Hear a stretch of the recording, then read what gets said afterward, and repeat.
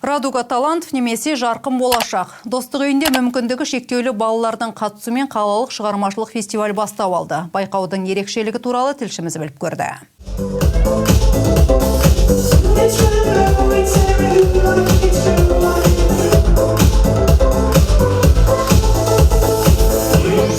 Қарағанды қаласында Радуга талант атауымен қалалық фестиваль өз мәресіне жетті. Шараға қатысушы ерекше балалар болды. 500-ге жуық бала өздерінің шығармашылық қабілеттерін, вокалдық және би өнерімен халықтың көңілінен шыққан. Балалар шешендік өнерлерін сынға салған көркем сөз оқу сайысы өтті. Жеткіншектердің тілге жүйріктігі жиналғандарға жылы әсер қалдырды. Осы ретте көңілді ойындар қатарында асық ату, бес асық секілді ұлттық спорт түрлерінен жарыстар өткізілді. Қатысушылар лайықты сыйлықтармен марапатталып, ұстаздар мен тәлімгерлер де марапатсыз қалмады. Біздің міне отырған осы жас таланттар, ерекше жандар, әр сала бойынша спорт, өнер, басқа да көптеген жетістіктерде өздерінің өнерлерін көрсетіп жан айтып жатыр.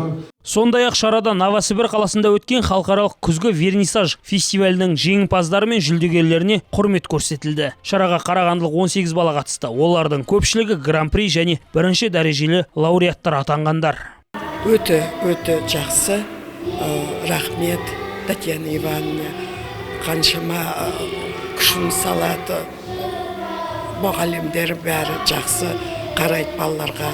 Мен осы тұрғыда мұғалімдер, ұстаздар, Алия Тотибайна деген ұстазым қатты қолдайды. Жақындарым да қолдайды.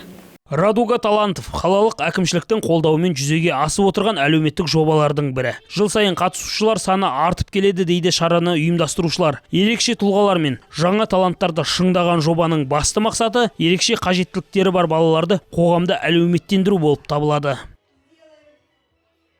Айдын Тонтайтегі, Мейіржан Жұмамұратов, Наталья Зайц, 5-ші арна.